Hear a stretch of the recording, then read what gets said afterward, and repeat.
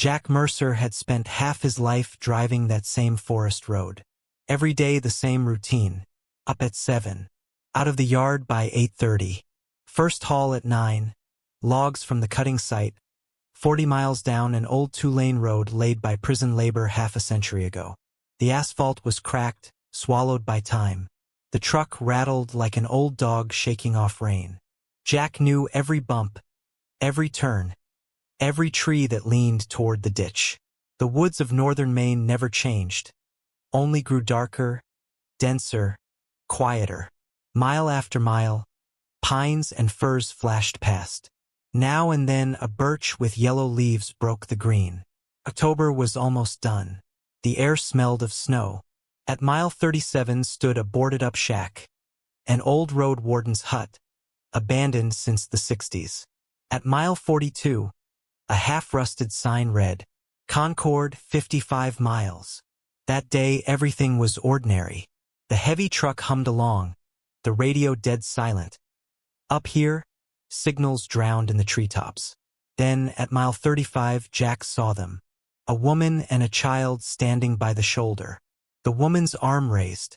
The boy, maybe 6 years old, pressed close to her coat, too lightly dressed for the cold drizzle.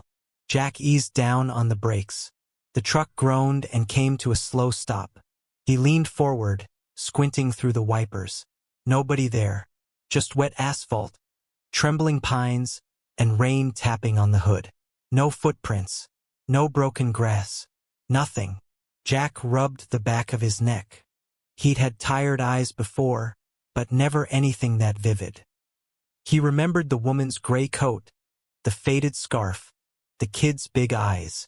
He shifted into first and rolled on. 5 more miles to the loading site.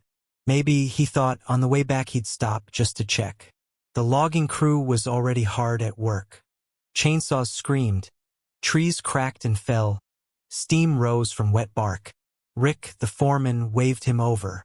All set, Jack. Load up. Half an hour later, the truck sagged under the logs. Jack tightened the chains, checked the straps. The return trip was always tougher. The truck slower, the brakes meaner. When he reached mile 35 again, he saw them once more. The woman, the child. Same place, same raised hand. But this time he could see their faces. The woman's eyes were wide and pale, her lips colorless. The boy's stare, too serious, too old for his face. Jack stopped right in front of them, killed the engine. The silence came thick as fog. He opened the door. Need a ride? He called. No answer.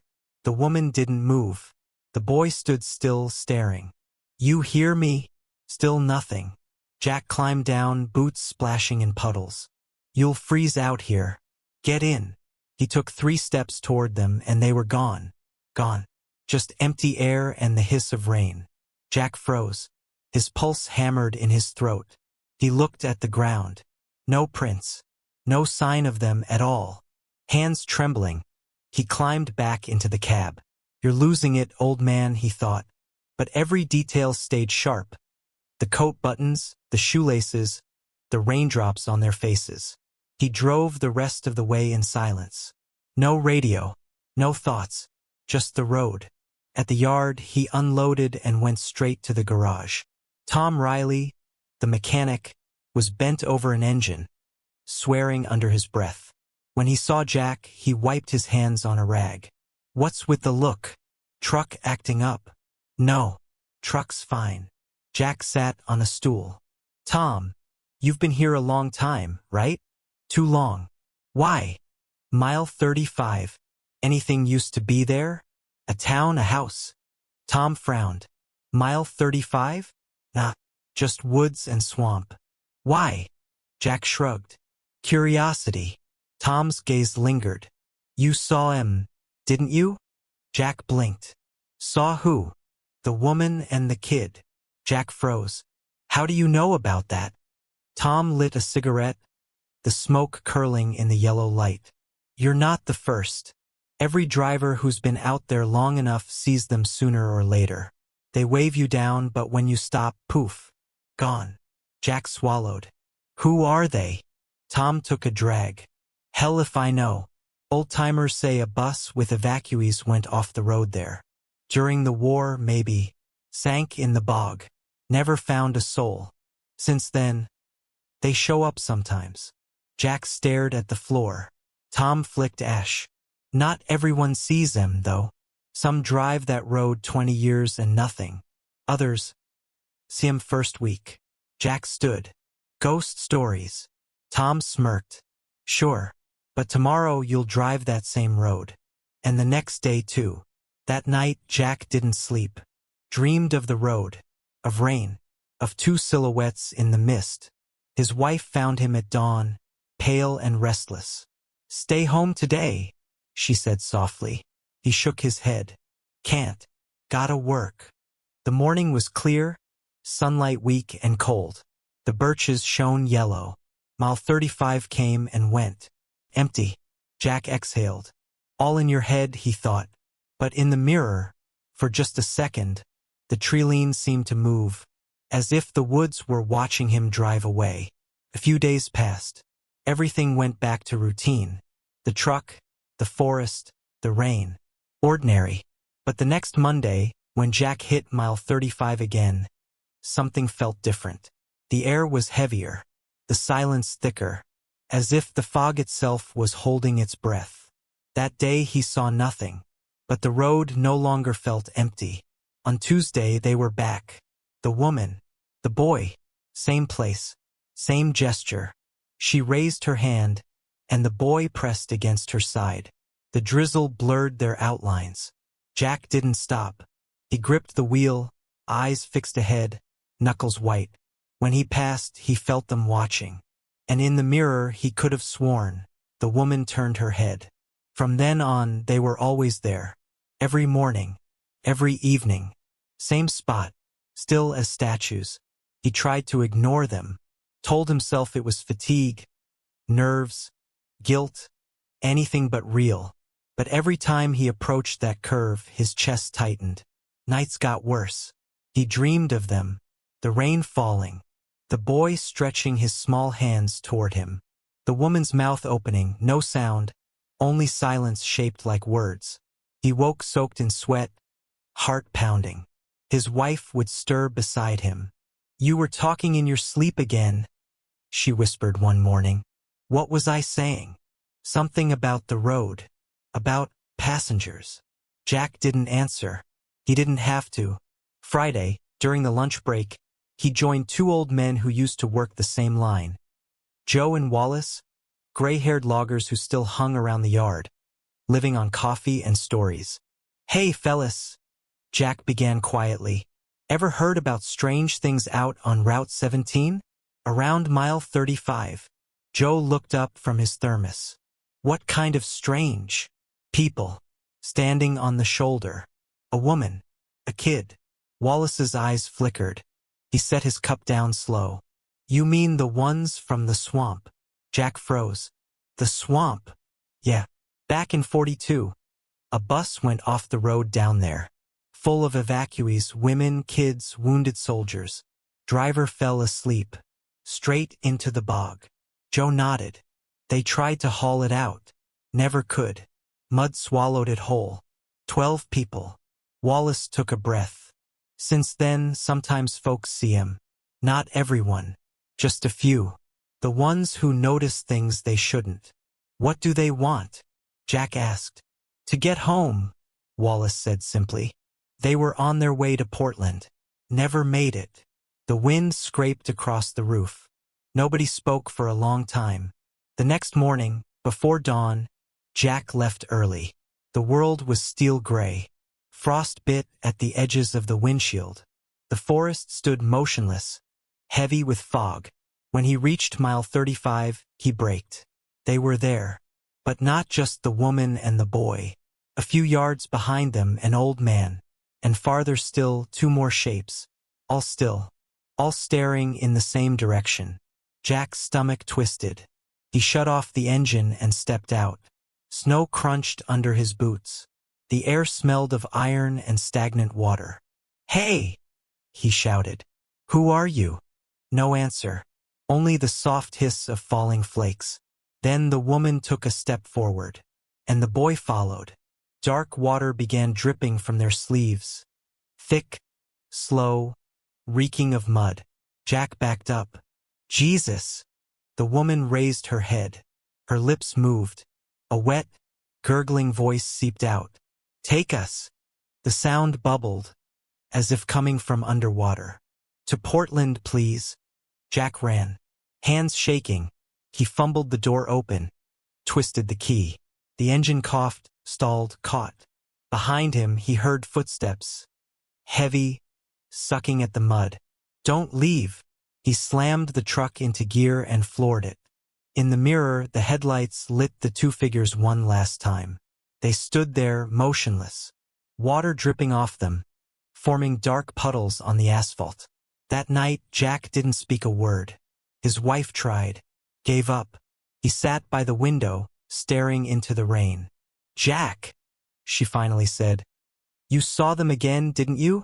He nodded slowly. They're not ghosts, he murmured. They're just stuck. She didn't reply, but he knew she was afraid. Not of them, but of what he might become. Days passed. Each run down that road there were more. Men, women, children. All wet, all silent, all watching. Jack stopped counting. He stopped trying to look away, because he finally understood. They didn't want a ride. They wanted rest. And the road, cursed or kind, wouldn't let them leave. Weeks passed. Winter settled in, heavy and patient. Snow muffled everything, the engines, the forest, even thought itself. Jack still drove the same road, every day. Same route, same silence. But something inside him had changed. He no longer turned on the radio. He no longer spoke. Sleep came rarely, and when it did, it brought dreams of water. Black, endless, and whispering.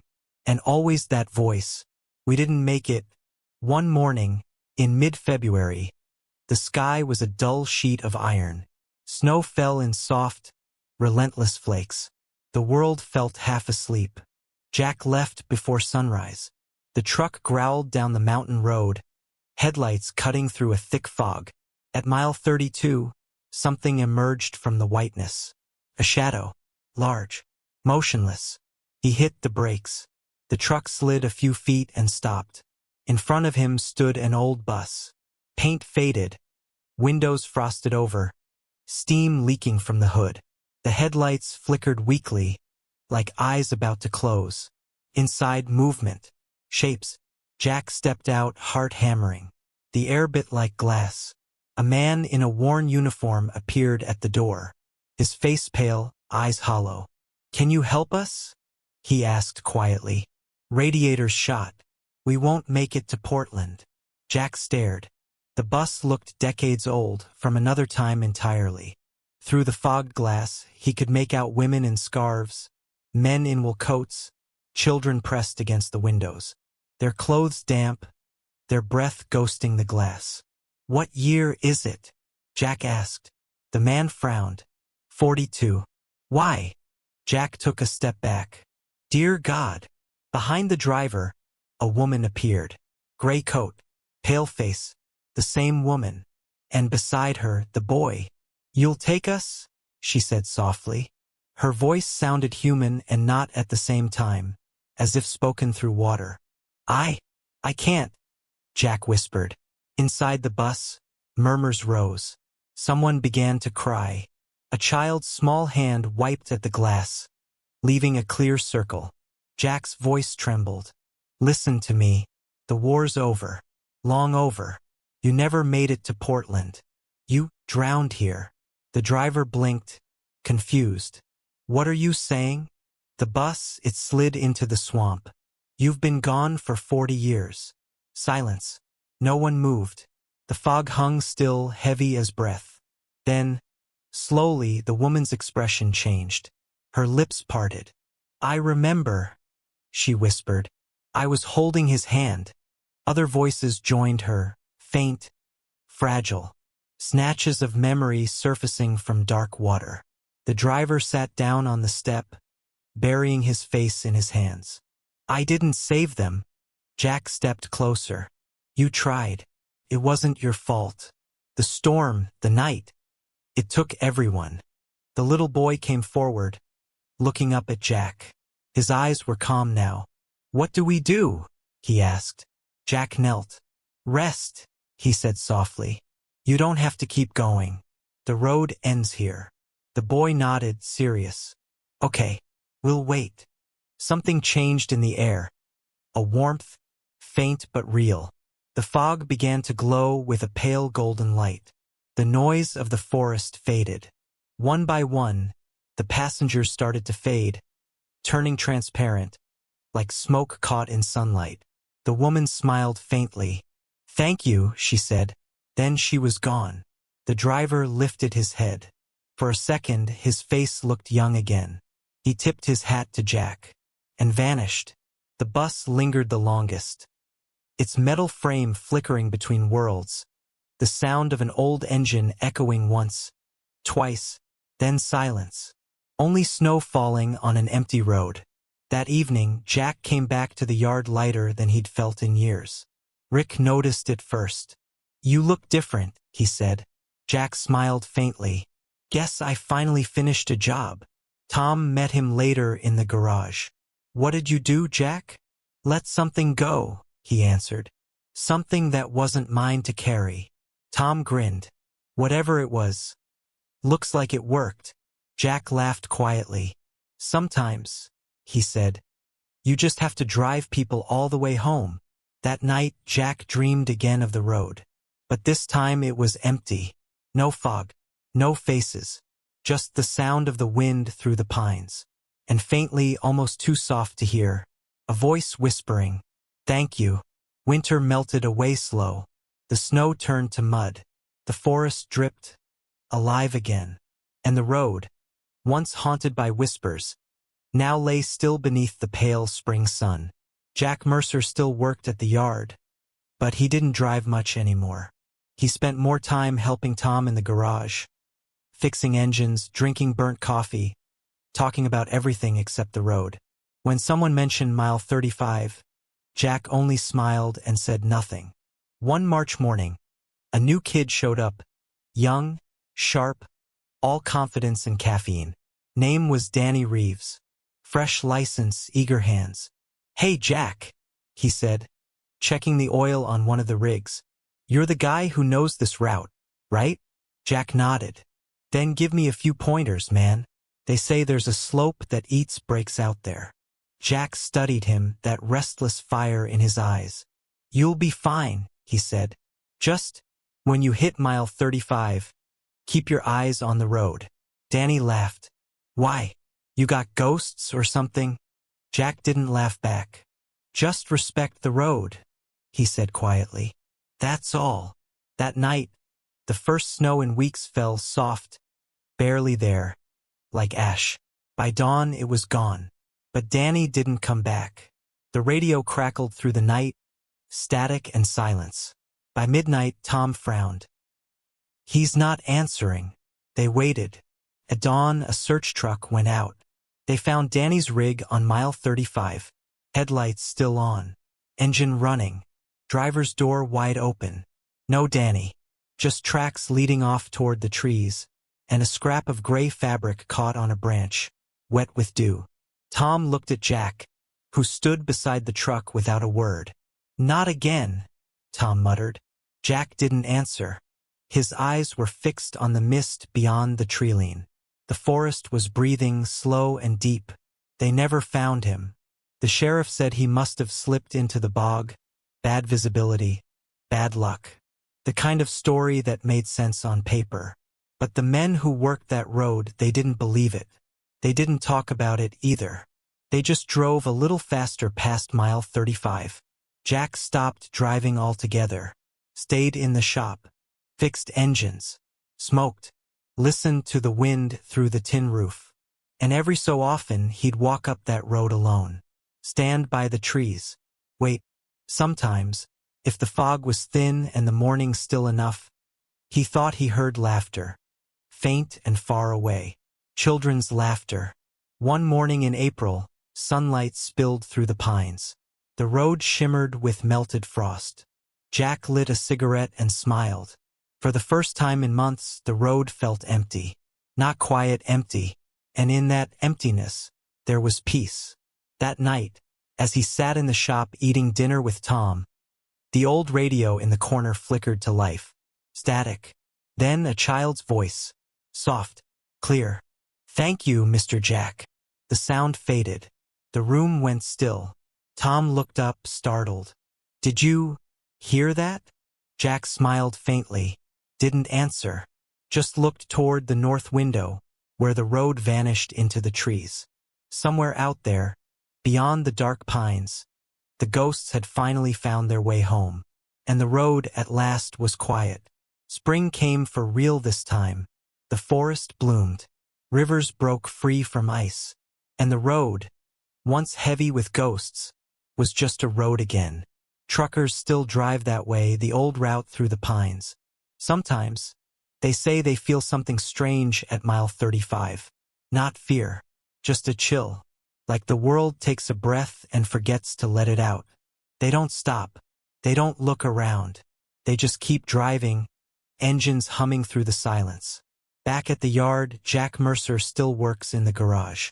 Same coffee, same cigarettes, same quiet. At night, he sits outside, staring toward the treeline. And sometimes, when the wind is soft and the night smells of rain, he swears he hears an old engine start far away, slow, fading, as if someone, somewhere, finally got where they were going. Jack closes his eyes, smiles, because now he knows every soul on that road found its way home, and the forest keeps their silence. If this story reached you, stay with us. Subscribe, leave a like, so you don't miss the moment when another story comes knocking at your door. And in the comments, write just one word, the one that stayed with you tonight, because maybe, just maybe, our next story will begin with yours.